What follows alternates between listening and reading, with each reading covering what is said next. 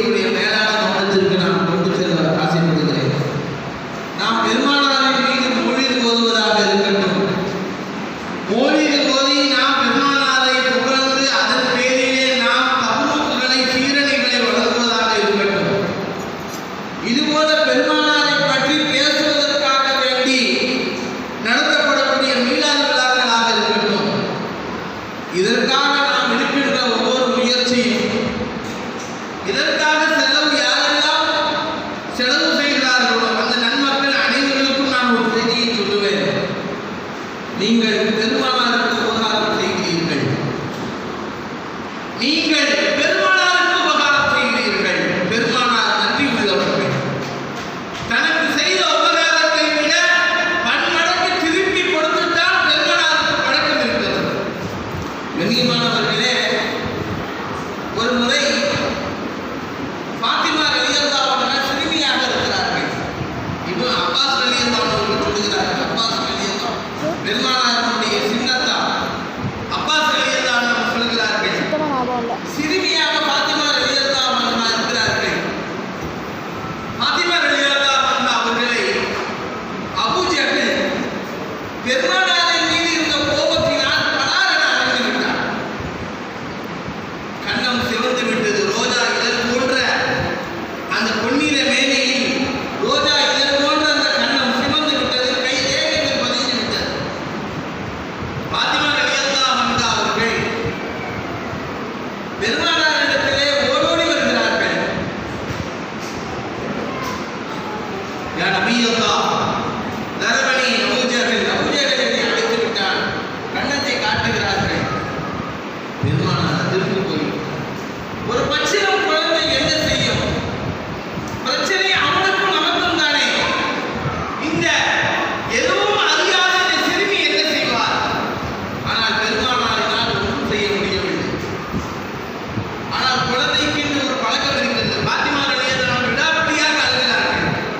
நீ வீட்டில் குழந்தைகளை பார்த்துருக்கலாம், நாம ஒரு அடி அடிச்சிட்டோம்னு வச்சுக்கோங்களேன், அது பொம்பளை பிள்ளையா ஆம்பளை பிள்ளையா இருக்கட்டும், அவங்க திரும்பி நம்மளே ஒரு அடி அடிச்சாதான் அவங்களுக்கு சமாதானமே ஏற்படும்.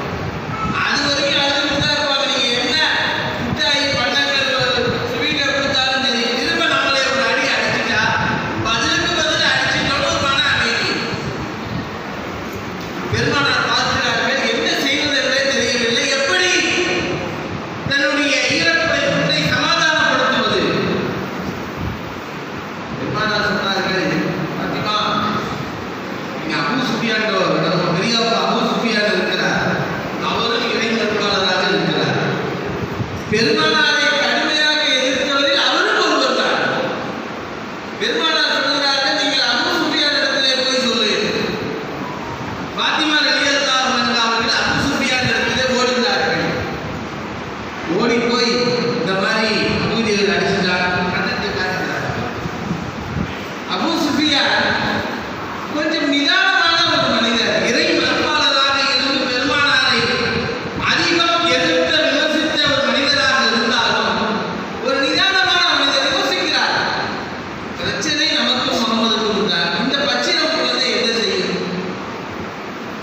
வா, நான் உனக்கு ஒரு வழி செய்கிறேன் என்று ஃபாத்திமா ரலியல்லாஹு அன்ஹாவுடைய கையை பிடித்துக் கொண்டு மத்தாஃபுக்கு வந்து விட்டார். காபாவை சுற்றி இருக்கக்கூடிய அந்த இடம் மத்தாஃபுக்கு வந்து விட்டார். அபூ ஜஹல் நம்முடைய நண்பர்களிடத்திலே உரையாடி கொண்டிருக்கிறார். அபூ சுஃபியான் சொன்னார், போய் அபூ ஜஹல் கண்ணத்துல நீ ஒரு அறை அரைஞ்சது அதே மாதிரி. ஃபாத்திமா ரலியல்லாஹு அன்ஹா ஓடுகிறார்கள். ஓடி போய் அபூ ஜஹலுடைய கண்ணத்தை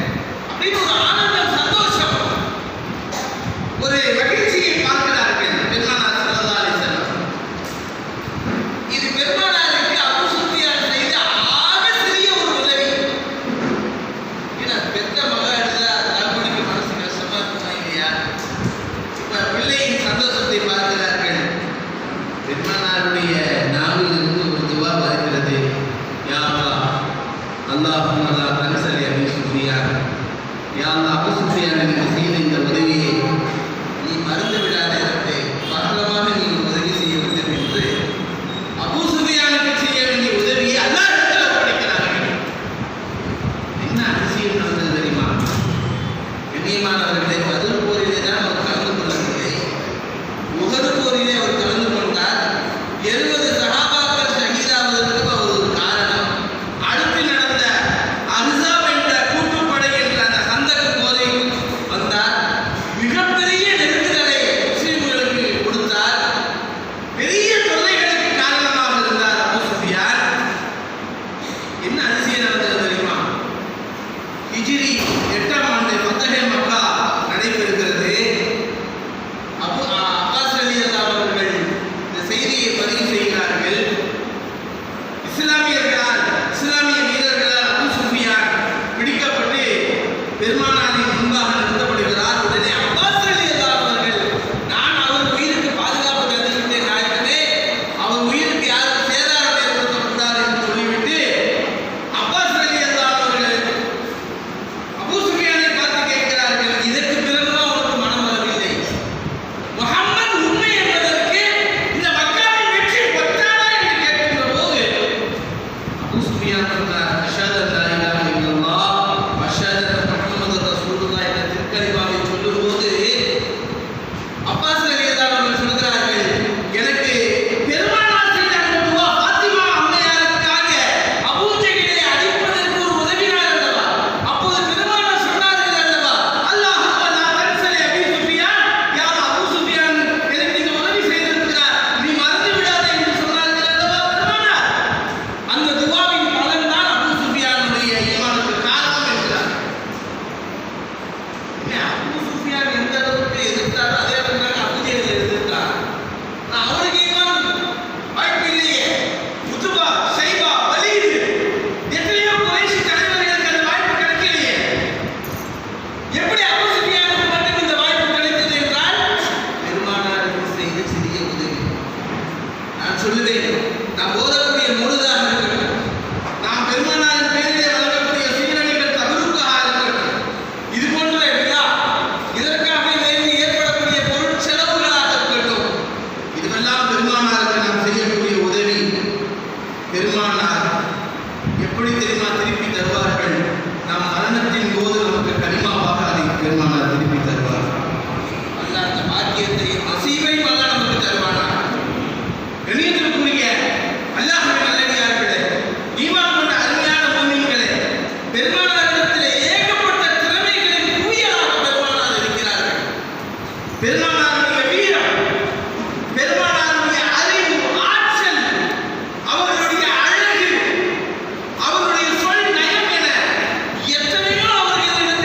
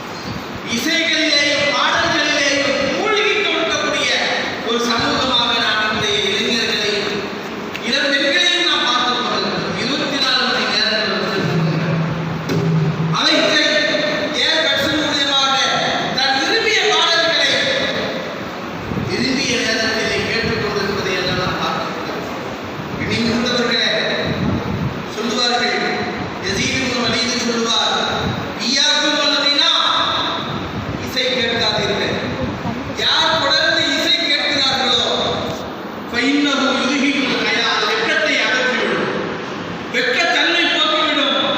வயுஸீனு ஷஹ்வா, காம இச்சையை அது அதிகரிக்க செய்யும். வயுஹ்ரிமுல் முருவா, ஒரு மனிதனிடத்திலே இருக்கிற உயர்ந்த பண்பாட்டை சிதைக்கும். மது போதையை போலவே இசையின் போதையும் மிக கொடுமையானது என்கிறார்கள் பெருமானார். யஸீத் இப்னு வலீத் சொல்கிறார். கண்ணியமான அல்லாஹ்வின் நல்லடியார்களே,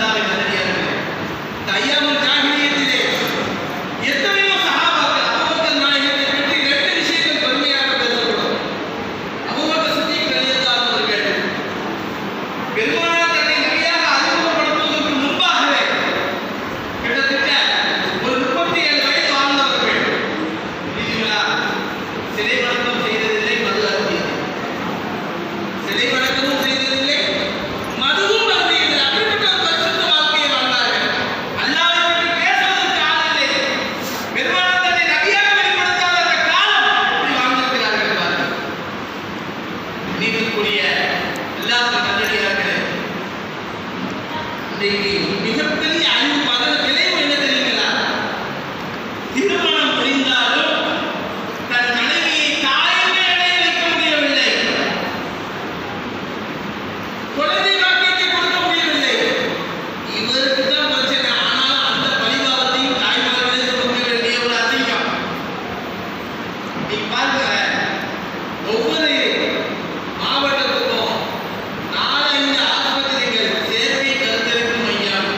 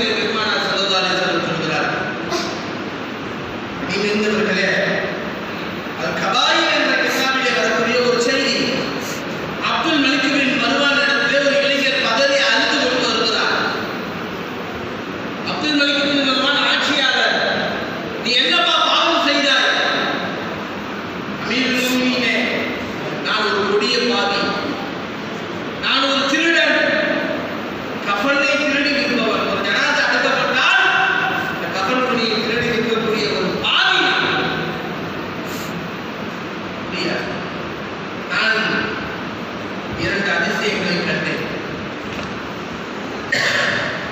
ஒரு கபரை நான் தோண்டினேன்.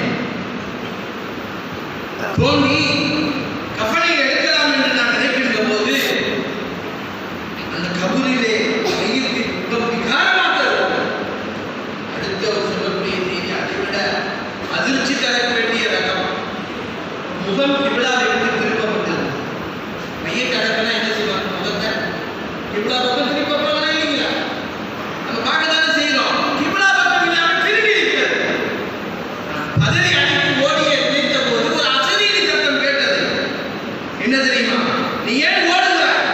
நீ இதற்கான காரணத்தை கேட்டு செல்லிருக்கிறது. நான் உடனே நின்று அந்த காரணத்தை கேட்டபோது அப்போது அந்த அசரீரி சொன்னது, இவன் யார் தெரியுமா? இவன் முகம் ஏன் கிபிலாவை விட்டு திருப்பப்பட்டிருக்கிறது தெரியுமா? இவன் அலட்சியமாக இருந்தான் தொழுகையுடைய விஷயத்திலே. ஜமாத்தாக தொழுக வேண்டிய விஷயத்தை அலட்சியமாக இருந்தான். 5 முறை அல்லாஹ் அழைக்கின்றான், வெற்றியின் பக்கம் வா, ஹய்யால ஸலா, ஹய்யால ஃபலாஹ் என்று. ஒரு நாளைக்கு 5 முறை அல்லாஹ் வெற்றியின் பக்கம் கூப்பிடுகின்றான்.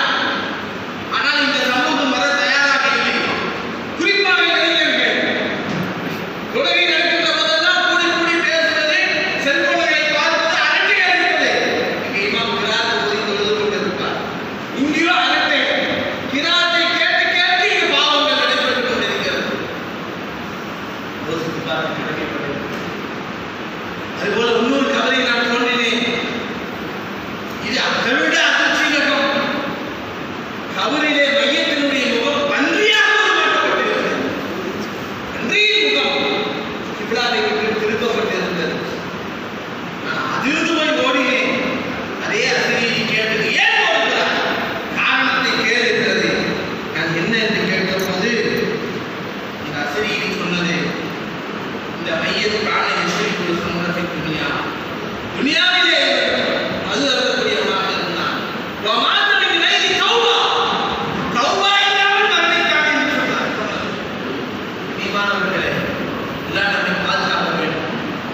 அதுபோல ஒரு சூழ்நிலையில் நாம் சிக்கியிருந்தால் மௌத் வரைக்கும் தௌபாவை அல்லாஹ்விடத்தில் செய்ய நாம் கடமைப்பட்டோம். அபூ யஸீத் அல்-பிஸ்தாமி ரலியல்லாஹு அன்ஹு அவர்கள் தன்னுடைய சீடர் மரண தருவாயிலே கிடக்கிறார். கலிமாவை சொல்லிக் கொடுக்க வருகிறார்கள். கலிமா சொல்லிக் கொடுத்தால் கலிமா வரவில்லை. கலிமா லா இலாஹ இல்லல்லாஹ் சொல்லிக் கொடுக்கிறார்கள் திரும்ப திரும்ப. கலிமா வரவில்லை. அதிர்ந்து போகிறார்கள். கவலையோடு அந்த இடத்தை விட்டு எழுந்து செல்கிறார். மௌத்தாகிவிட்டார் என்ற செய்தி வருகிறது.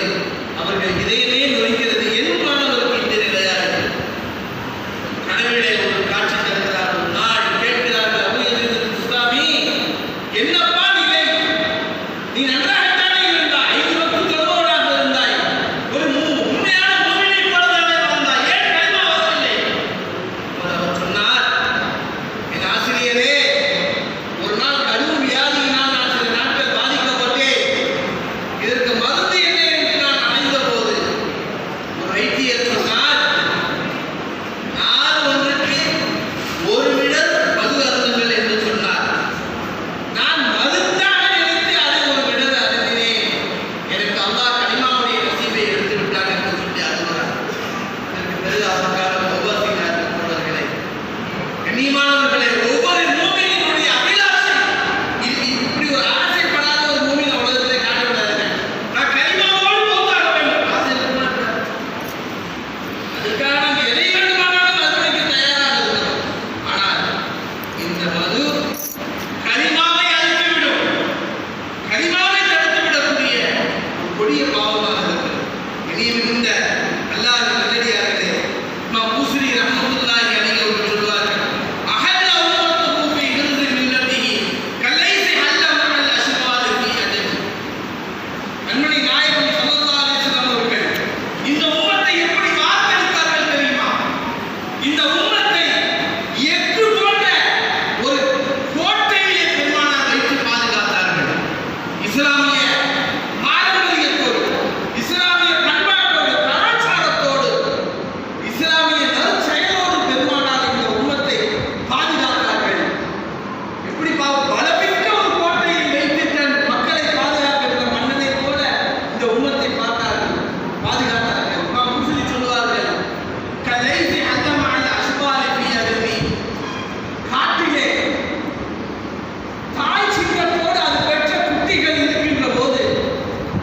குட்டிகள் எப்படி ஒரு பாதுகாப்பை உணருவோம்? சிங்கம் குட்டியா இருக்கும்போது அது கிடைக்கிறமா ஒரு ஓனாயோ ஒரு நாயோ நரியோ கூட அதை அடிச்சிருக்கும். ஆனால் தாய் சிங்கம் இருந்தால் ஏதாவது ஒரு ஆபத்து நிறுத்த முடியுமா?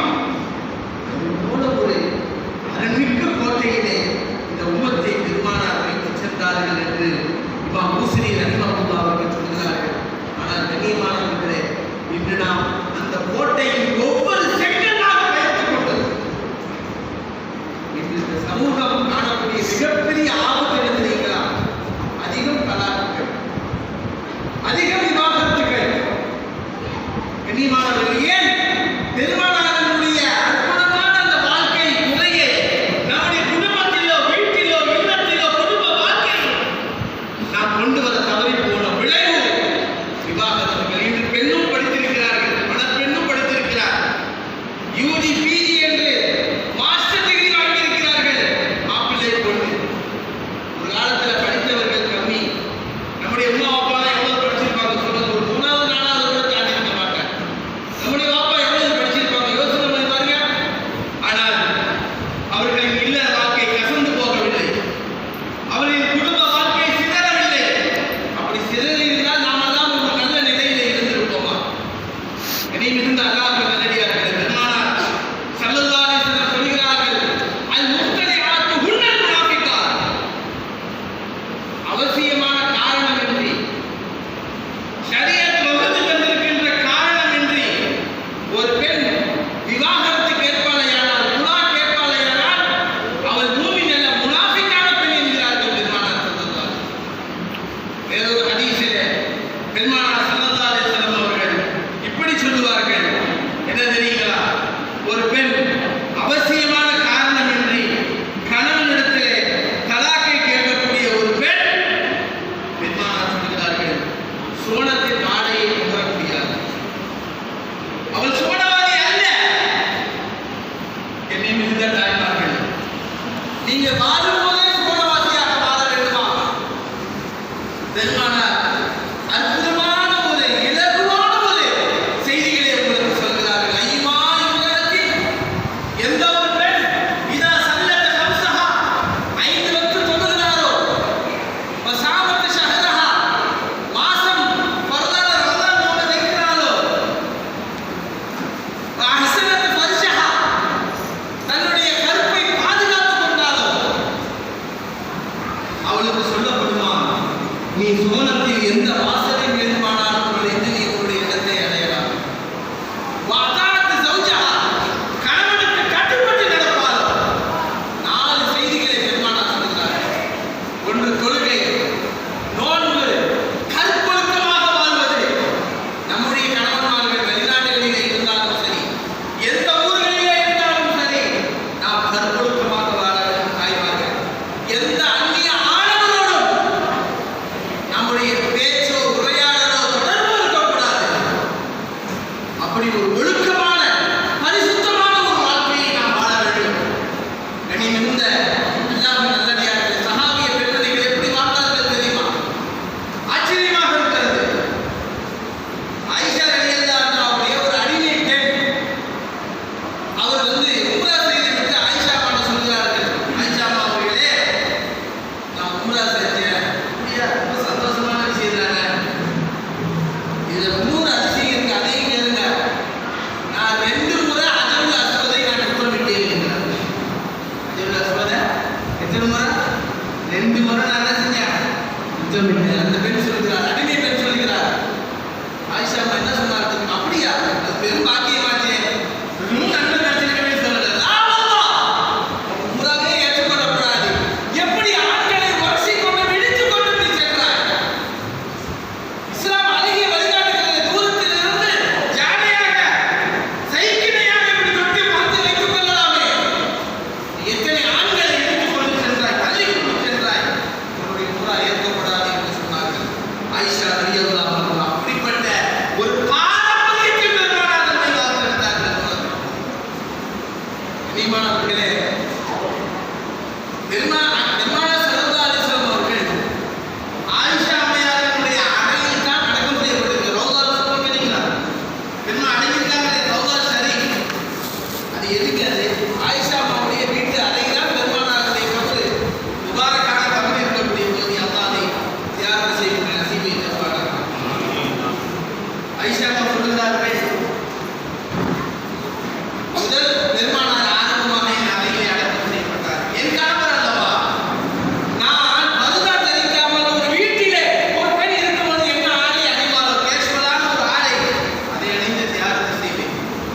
என் கணவரை முகமது ரசூலுல்லாஹ்வை நான் சந்தித்து துஆ செய்வேன் எனக்காக. அடுத்து 3 ஆண்டுகள் கழித்து அபூபக்கர் சித்திக் அடக்கப்படுகிறார்கள். அவர் என் தந்தை, என் பாப்பா. நான் சாதாரண ஆடையோடு சென்று தியாகத்தை செய்வேன். அடுத்து 12 ஆண்டுகள் கழித்து உமர் ரலியல்லாஹு அன்ஹு அடக்கம் செய்யப்படுகிறார்கள். அது முதல் நான் முழுமையாக பர்தா தரித்துத்தான் நான் தியாகத்துக்கு செல்லுவேன். அந்த கபருக்கு செல்லும்போது பர்தா தரித்து செல்லுவேன் என்கிறார்கள். கண்ணியமானவர்களே, மௌத்தாக்களுக்கு கூட ஹயாத்தானவர்களுடைய மரியாதை கொடுத்தார்கள் அந்த தாய்மார்கள். நாம் யோசித்து பார்க்க கடமை கொண்டிருக்கிறோம். ஆக சிறந்த பெண்மணி யார்? பெருமானார் சபையிலே கேட்டபோது எல்லா சஹாபாக்களும் ஆளுக்கொன்றாக பதிலை சொன்னார்கள். அலி நாயகம் நழுவி சென்று ஃபாத்திமா அம்மையாரிடம் கேட்டபோது ஃபாத்திமா அம்மையார் சொன்னார்கள், அழகிய பெண்மணி யார் தெரியுமா? உயர்ந்த பெண்மணி. அவளும் அந்நிய ஆணை பார்க்க மாட்டாள். அந்நிய ஆணுடைய பார்வையில் அவள் கிடைக்கவும் மாட்டாள். சபையே அதிர்ந்து போனது. இந்த அற்புதமான பதிலை கண்ட கண்ணியமானவர்களே, தாய்மார்களே, அப்படிப்பட்ட உயர்ந்த பாரம்பரியத்தில் பெருமானார் ஸல்லல்லாஹு அலைஹி வஸல்லம் அவர்களை உண்டாக்கியிருக்கிறார்கள். வாஹிஸத்து ஃபர்ஜஹா வ அதாஅத் ஸௌஜஹா, கணவனுக்கு கட்டுப்பட்டு நடந்தார்.